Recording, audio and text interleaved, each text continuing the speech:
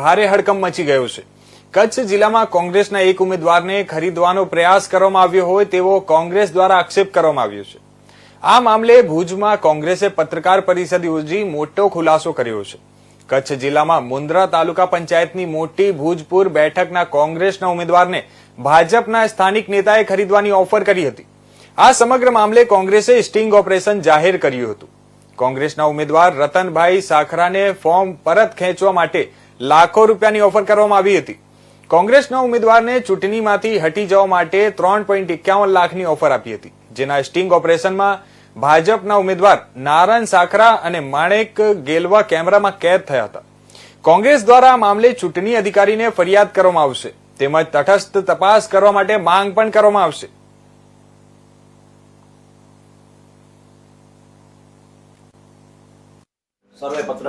કચ્છમાં જ્યારે સ્થાનિક સ્વરાજની ચૂંટણીઓ ચાલી રહી છે તેની અંદર મુન્દ્રા તાલુકાના મોટી ભુજપુર 2 સીટની પેટા ચૂંટણી જ્યારે યોજાવાની હતી ત્યારે કોંગ્રેસ પક્ષના ઉમેદવારને ભારતીય જનતા પાર્ટીના ઉમેદવાર દ્વારા ફોન કરવામાં આવ્યો અને કહેવામાં આવ્યું કે મળી અને જે પણ છે આપણે નક્કી કરીએ।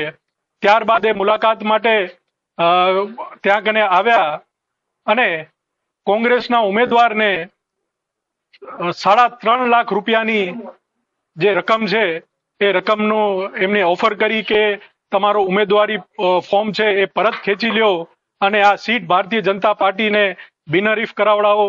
ત્યારે અમારા મુન્દ્રા તાલુકા કોંગ્રેસના પ્રમુખ દ્વારા તમામ મામલો વિડીયોમાં રેકોર્ડ કરવામાં આવ્યો, જેથી કચ્છના લોકોને, ગુજરાતના લોકોને ખબર પડી શકે કે ભારતીય જનતા પાર્ટીની મોડસ ઓપરેન્ડી શું છે।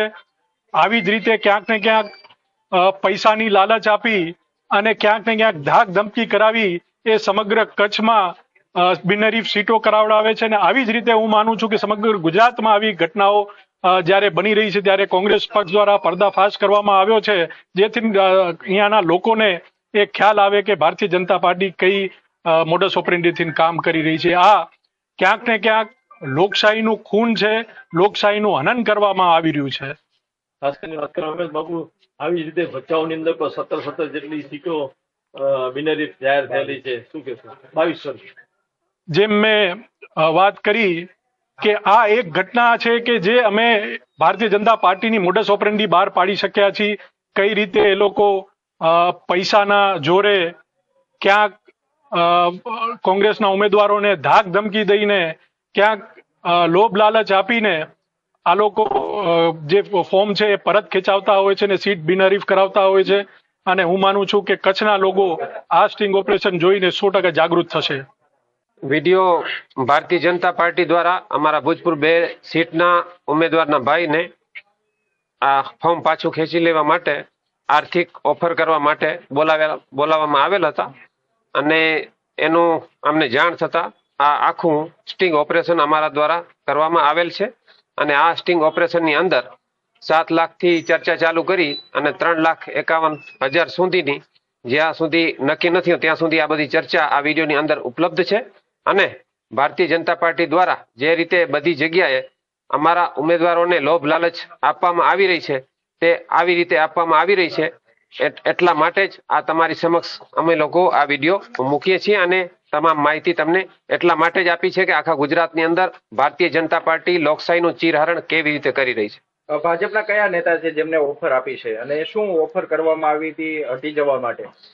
ભારતીય જનતા પાર્ટીના ભુજ શહેરના પ્રભારી અને મોટી ભુજપુરના ઉપસરપંચ માણેકરામ ગેલવા દ્વારા આ ખુલ્લી ઓફર આપવામાં આવી છે કે છેલ્લે 3,51,000 રૂપિયા તમે લઈ લો અને હવે હટી જાઓ આ સીટ ઉપરથી। આ સીટ તો આમ પણ અમે જીતી રહ્યા છીએ, તો આ જો જીતી રહ્યા હોય તો આ લોકો આવી રીતે શા માટે કરી રહ્યા છે? આ જ પ્રશ્ન હતો, એના માટે ખાસ કરીને અમે આ સ્ટિંગ ઓપરેશન કર્યું હતું। અને આ લોકો જે રીતે લોકશાહીનું ચીરહરણ કરી રહ્યા છે એના માટે કાલથી અમે આ મહેનત કરી અને સાંજ સુધી અમને આ પરિણામ મળ્યું છે।